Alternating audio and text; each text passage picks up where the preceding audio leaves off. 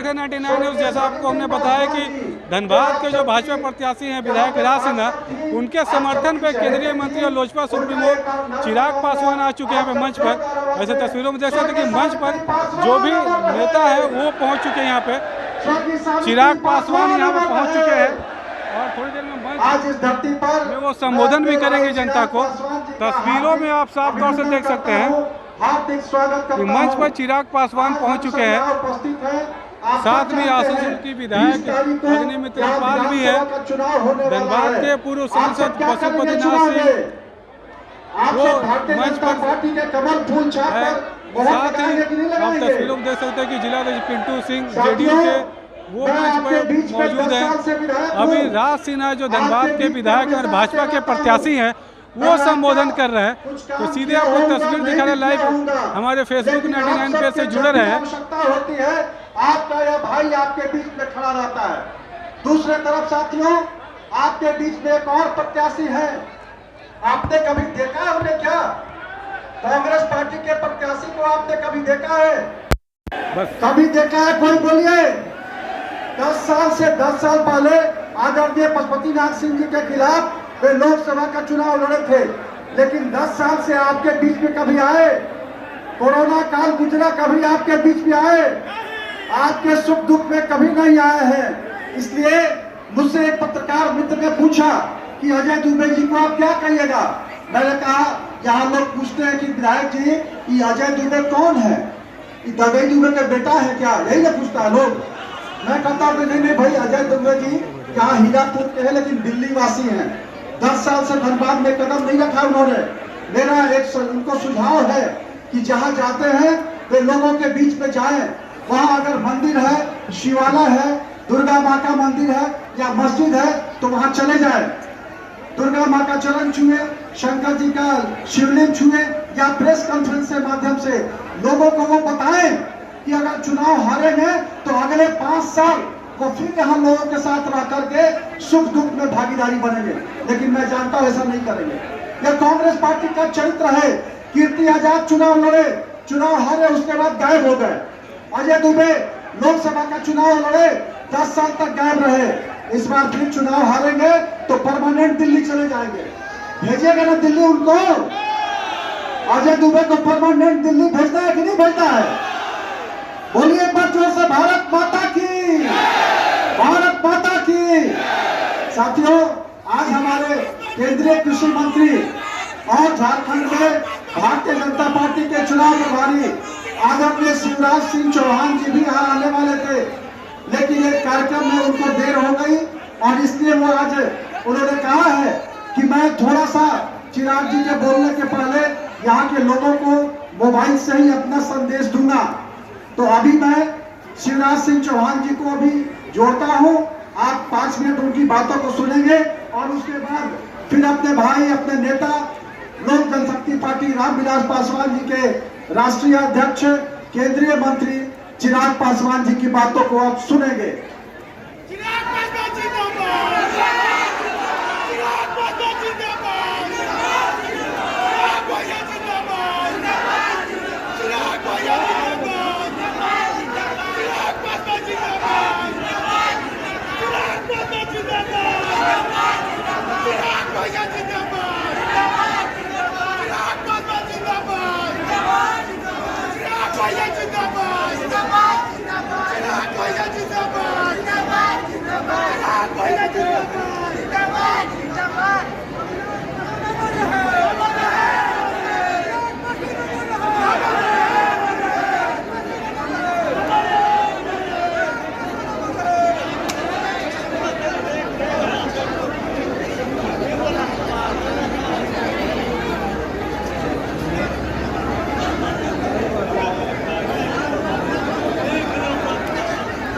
पहले रखिए तो पहले से रखिए तो भैया तो बस ठीक है।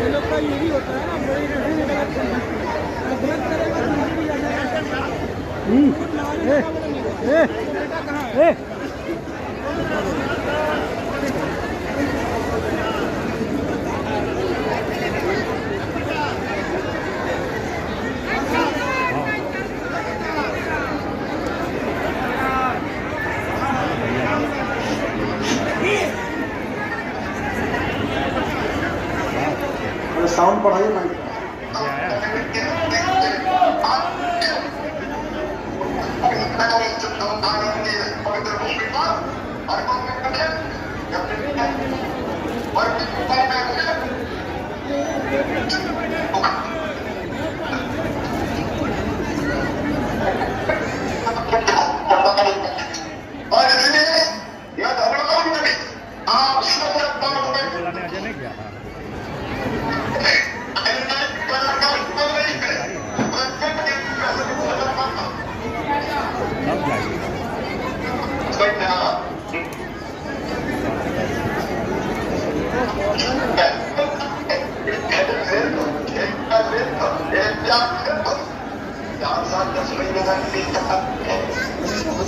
अरे वो जाना चाहिए कि नहीं जाना चाहिए, ये खा गया और अब क्या रहा है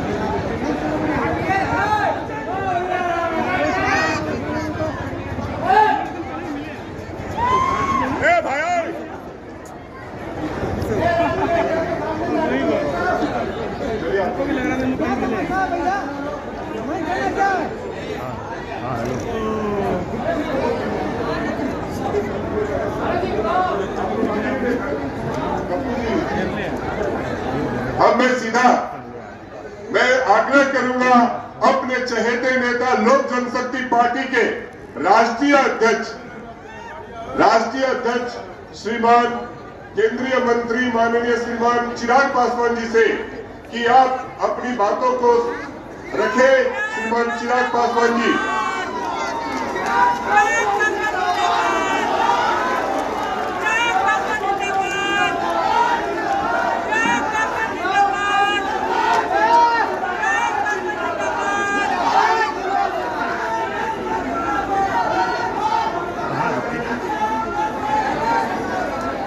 मैं आग्रह करूंगा माननीय केंद्रीय मंत्री श्रीमान चिराग पासवान जी से कि आप आए और अपनी बातों को रखें। श्रीमान चिराग पासवान जी।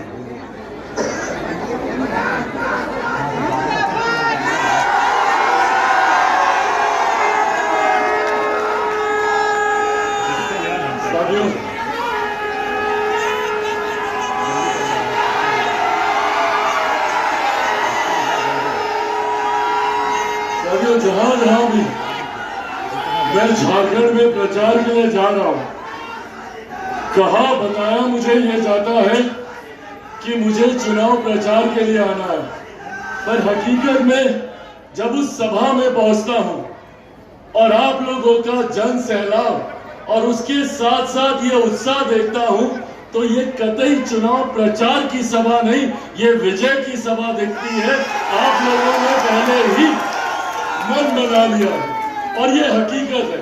देखिए महज कुछ घंटे बाकी रह गए चुनाव प्रचार समाप्त होने में, और एक सटीक जानकारी आप लोगों के साथ साझा करके जाना चाहता हूं। एक बात तय है कि आगामी 23 तारीख को जब परिणाम आएंगे तो झारखंड में हमारे प्रधानमंत्री आदरणीय नरेंद्र मोदी जी के सोच वाली सरकार यहाँ पर बनने जा रही है। इसमें कोई शंका नहीं है, इसमें कोई संदेह नहीं है। ऐसे में जरूरी है कि जब प्रधानमंत्री जी की सोच वाली सरकार यहाँ पर बने तो उस सरकार में जो धनबाद विधानसभा का प्रतिनिधित्व करने वाले विधायक हो वो भी प्रधानमंत्री नरेंद्र मोदी जी की सोच वाले विधायक हो। ऐसे विधायक जो मुख्यमंत्री के बगल में बैठकर आपकी समस्या का समाधान कर सके, जो प्रधानमंत्री जी के साथ मिलकर आपके विकास के कार्यों को धरातल पर उतार सके। ऐसे में एक बार फिर से मेरे प्रधानमंत्री आदरणीय नरेंद्र मोदी जी ने, हमारे गठबंधन ने आदरणीय राज सिन्हा जी पर एक बार फिर से अपना विश्वास जताने का काम किया। इनकी तत्परता विकास कार्यों को देखते हुए, इनकी तत्परता आप लोगों की समस्या का समाधान ढूंढने को लेकर, इन बातों ने हमारे प्रधानमंत्री जी को पुनः प्रेरित किया कि अगर यहाँ से कोई प्रतिनिधित्व ईमानदारी से सच्ची भावना के साथ कर सकता है तो वो राज सिन्हा जी ही हैं। और इसीलिए एक बार फिर से अपने सिपाही के तौर पर प्रधानमंत्री जी ने यहाँ पर भेजने का काम किया। साथियों, आप सब को अगले 2 दिन में एक महत्वपूर्ण चुनाव करना है। कुछ घंटों में प्रचार रुकेगा, 20 तारीख को मतदान है।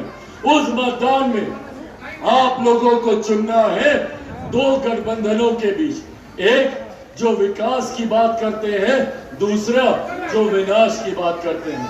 ये चुनाव विकास और विनाश के बीच ये चुनाव होने जा रहा है। ऐसे में साथियों, ये आग्रह करने आया हूं आप लोगों के बीच कि एक तरफ जहां मेरे प्रधानमंत्री गांव और शहर की दूरी को कम करने का प्रयास कर रहे हैं, जिन्होंने एक के बाद एक ऐसी गरीब कल्याण की योजनाओं का निर्माण करने का काम किया जो गांव और शहर के बीच की दूरी को कम कर रहा है। यहाँ पे भारी संख्या में महिलाएं मौजूद है। पहली बार देश में एक ऐसे प्रधानमंत्री आए जिन्होंने महिलाओं के सम्मान की चिंता कर शौचालय बनवाने का काम किया, जिन्होंने महिलाओं के स्वास्थ्य की चिंता कर उज्ज्वला योजना के माध्यम से घर घर गैस कनेक्शन पहुंचाने का काम किया। आज भी हमारे राज्य में भी, झारखंड में भी अलग अलग योजनाओं के माध्यम से कैसे महिलाओं को मुख्य धारा के साथ जोड़े, इस सोच के साथ हमारे प्रधानमंत्री जी कार्य कर रहे हैं। हमारे प्रधानमंत्री इससे पहले अगर घर पे कभी कोई बीमारी आती थी तो महिलाओं के जेवर बेचने पड़ते थे, घर की जमीन को गिरवी रखवाना पड़ता था। पर आज आयुष्मान के माध्यम से, भगवान न करे अगर घर पे कोई बीमारी आती है तो 5-5 लाख रुपए का मुफ्त इलाज का प्रावधान हमारे प्रधानमंत्री आदरणीय नरेंद्र मोदी जी के माध्यम से आयुष्मान योजना के तहत किया जा चुका है। एक तरफ हमारे प्रधानमंत्री दिन रात गरीब कल्याण की योजनाओं को धरातल पर उतार रहे हैं। परिणाम स्वरूप पिछले 10 सालों में 25 करोड़ से ज्यादा लोग गरीबी रेखा से बाहर निकलकर मुख्य धारा के साथ जुड़ने का काम किया। आज हमारे देश की अर्थव्यवस्था, गर्व से हम लोग कहते हैं कि दुनिया की 5वीं सबसे बड़ी अर्थव्यवस्था है। और जब देश की अर्थव्यवस्था मजबूत होती है तो राज्यों का राजस्व बढ़ता है। जब राज्य का राजस्व बढ़ता है तो हर जिले में विकास की योजनाओं के लिए ज्यादा राशि आवंटित की जाती है। जिले में ज्यादा राशि आती है तो गरीब परिवार के हाथ में ज्यादा कमाई आती है, प्रति व्यक्ति आय में इजाफा होता है। आज तो हम लोग 5वें नंबर पर हैं।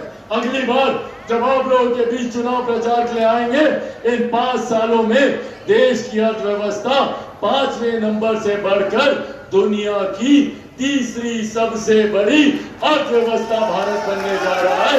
ये देश हमारे प्रधानमंत्री की, चाहे एक तरफ हमारे प्रधानमंत्री ने देश की अर्थव्यवस्था को मजबूत किया तो वहीं हमारी आस्था को भी सम्मान देने का काम किया। सोचिए, पिछले 500 साल से आज जैसे हम लोग टेंट के नीचे बैठे हैं, ऐसे ही पिछले 500 साल से प्रभु श्री राम टेंट के नीचे धूप गर्मी धूल मिट्टी में ऐसे ही बैठे थे। पहली बार देश में एक प्रधानमंत्री आए जिन्होंने हमारी आस्था को सम्मान देते हुए अयोध्या में भव्य राम मंदिर का निर्माण कर राम लल्ला की मूर्ति की प्राण प्रतिष्ठा वहां कराने का काम किया। ये सोच है हमारी सरकार की, ये सोच है हमारे प्रधानमंत्री की। आज मुझे गर्व होता है कि देश की नहीं दुनिया की सबसे बड़ी गरीब कल्याण की योजना भारत में चलाई जा रही है, जिसका श्रेय मैं मेरे नेता, मेरे पिता आदरणीय रामविलास पासवान जी को भी देता हूं। उस वक्त उस विभाग के वो मंत्री थे जिस वक्त प्रधानमंत्री गरीब जन कल्याण अन्न योजना का निर्माण किया गया, जिसके तहत आज भी भारत में 80 करोड़ लोगों को मुफ्त में अनाज दिया जा रहा है। ये देन हमारे प्रधानमंत्री आदरणीय नरेंद्र मोदी जी की। साथियों, एक तरफ हमारी सरकार जो एक के बाद एक गरीब कल्याण की योजनाओं को धरातल पर उतारने का काम कर रही है, तो वहीं दूसरी तरफ विपक्ष, कांग्रेस, जेएमएम, राजद जैसे लोग सिर्फ झूठा प्रचार कर हम लोगों को डरा कर, बहका कर हम लोगों का मत हासिल करने का काम करते हैं। आजकल आप देखे होंगे कांग्रेस के नेता राहुल जी के हाथ में संविधान लेकर घूमते हैं। क्या बोलते थे लोकसभा में कि नरेंद्र मोदी जी तीसरी बार प्रधानमंत्री बने तो संविधान की हत्या हो जाएगी। कौन से संविधान की हत्या हो गई? और आज जिस संविधान की प्रतिलिपि ये लोग लेकर घूमते हैं, पूछिए इन लोगों से, जब 89 तक संविधान के रचयिता, संविधान के निर्माता डॉक्टर बाबा साहेब भीमराव अंबेडकर की एक तस्वीर तक इन लोगों ने भारत की संसद में नहीं लगने दी। लगातार निरंतरता में आजादी के बाद कांग्रेस की सरकार थी, एक के बाद एक इनके प्रधानमंत्री थे। उस वक्त इन्होंने इसी संविधान के रचयिता बाबा साहेब की तस्वीर भारत की संसद में नहीं लगने दी। और तो और बाबा साहेब के जीते जी उन्हें जिस तरीके से प्रताड़ित किया गया, उन्हें चुनाव तक हरवाने का काम कांग्रेस के नेताओं के द्वारा किया गया। और आज इन लोगों को संविधान की याद आती है, आज इन लोगों को संविधान की चिंता होती है। तब कहा गया था भारत का संविधान जब इन्होंने सन 75 में आपातकाल लगाकर सही मायनों में संविधान की हत्या करने का काम किया था, सही मायनों में लोकतंत्र की हत्या करने का काम किया था। आज ये लोग बात करते हैं आरक्षण की, संविधान की। साथियों, आज आप लोगों के सामने खड़ा होकर मैं चिराग पासवान, मेरे नेता, मेरे पिता आदरणीय रामविलास पासवान जी के संघर्षों की कसम खाकर ये वादा आप लोगों से करके जाता हूं कि जब तक चिराग पासवान जिंदा है, जब तक चिराग पासवान जिंदा है, ना आरक्षण को कोई खतरा है, ना संविधान को कोई खतरा है। ये वादा आप लोगों से करके जाता हूं, पर अगर खतरा है तो ऐसे विपक्षी दलों के गठबंधनों से, इन नेताओं से खतरा है। हमारे वर्तमान को खतरा है, हमारे भविष्य को खतरा है। ये लोग आएंगे तो जितनी गरीब कल्याण की योजनाएं हैं सब बंद कर देंगे। ये लोग नहीं चाहते कि कोई गरीब मुख्य धारा के साथ जुड़े। ये लोग नहीं चाहते कि समाज का जो वंचित वर्ग है वो कभी सम्मान के साथ मुख्य धारा में आए। तभी इन्होंने बाबा साहब की तस्वीर को नहीं लगने दिया, जबकि इनके एक ही परिवार के 3-3 नेताओं की तस्वीर भारत की संसद में थी। भगवान बिरसा मुंडा जी की तस्वीर को इन्होंने भारत की संसद में नहीं लगने दिया। आज जब मेरे प्रधानमंत्री शान के साथ, गर्व के साथ, गौरव के साथ बिरसा मुंडा जी की 150वीं जयंती दिवस समारोह पर जनजातीय गौरव दिवस का आयोजन करते हैं, तो इन लोगों को तकलीफ होती है कि क्यों देश के प्रधानमंत्री समाज के सबसे वंचित वर्ग को इतना सम्मान दे रहे। आज हमारे प्रधानमंत्री जी की वजह से आज समाज के सबसे वंचित वर्ग से आने वाली महिला देश के सर्वोच्च पद पर विराजमान है, मां महिम राष्ट्रपति के रूप में वो वहां पर विराजमान है। ये सोच हमारे प्रधानमंत्री नरेंद्र मोदी जी की है। साथियों, अब ये जिम्मेदारी हम सब की बनती है कि प्रधानमंत्री जी की इस सोच को और मजबूती दें। प्रधानमंत्री जी की इस सोच को ताकत देने की जिम्मेदारी हम सब के ऊपर है। और हकीकत है, जिस राज्य में डबल इंजन की सरकार होती है, उस राज्य को विकास करने से कोई नहीं रोक सकता। और एक बार फिर झारखंड की जनता ने डबल इंजन की सरकार झारखंड को देने का मन बना लिया है। इसीलिए साथियों, बस ये विनम्र आग्रह करने आया हूं। और मैं जानता हूं कि आप सबने भी मन बना लिया है कि यहाँ से राज सिन्हा जी को आप लोग भारी मतों से विजयी बनाकर बिहार, झारखंड की विधानसभा में भेजने का काम करेंगे। कीजिएगा ना? जाइएगा ना 20 तारीख को मतदान करने? अकेले जाइएगा? सबको लेकर जाना है। घर गांव में कोई छूटना नहीं चाहिए। चाचा चाची, दादा दादी, नाना नानी, यार दोस्त, अड़ोस पड़ोस, रिश्तेदारी, सबको लेकर जाइएगा। और जाकर कितना नंबर पे बटन दबाइएगा? सबको पता है 3 नंबर? सबको पता है? दिखाइए एक बार सब लोग 3 नंबर। 3 नंबर पर। और कौन से छाप पर बटन दबाइएगा? कमल छाप पर। कमल छाप पर जब बटन दबाइएगा तो वो बटन सीधा हमारे प्रधानमंत्री आदरणीय नरेंद्र मोदी जी की झोली में जाएगा, उनको मजबूती देने का काम करेगा। साथियों, आज इस सभा में मंत्रिमंडल में मेरे वरिष्ठ सहयोगी और मध्य प्रदेश के पूर्व मुख्यमंत्री आदरणीय शिवराज सिंह जी को भी यहाँ पर आना था, पर किसी कारणवश वो नहीं आ पाए। अभी थोड़ी देर पहले वो अपना भाषण फोन के माध्यम से यहाँ पर दे रहे थे, पर नेटवर्क में परेशानी होने की वजह से उनकी बातें आप तक पहुंच नहीं पाई। तो उन्होंने मुझसे विशेष तौर पर यह आग्रह किया है कि उनकी तरफ से भी आप सबसे विनम्रता पूर्वक हाथ जोड़कर यह आग्रह करूं कि आप सब 20 तारीख को 3 नंबर पर कमल छाप पर बटन दबाकर आदरणीय राज सिन्हा जी को भारी मतों से यहाँ से विजय बनाने का काम करें। सब लोग का आशीर्वाद है ना? तो एक बार जोरदार ताली बजाकर अपना आशीर्वाद दे दें। बहुत बहुत धन्यवाद साथियों। जय हिंद, जय झारखंड।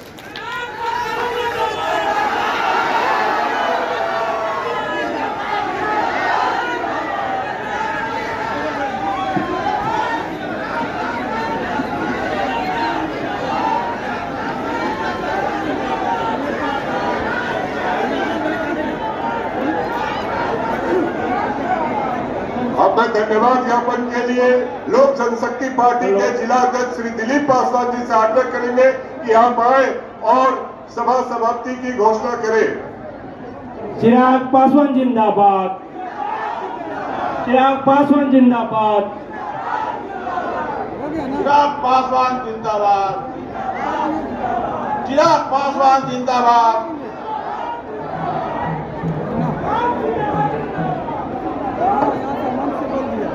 अपना भाषण टेप के माध्यम से अपना भाषण देते हैं, रिकॉर्डिंग के माध्यम से।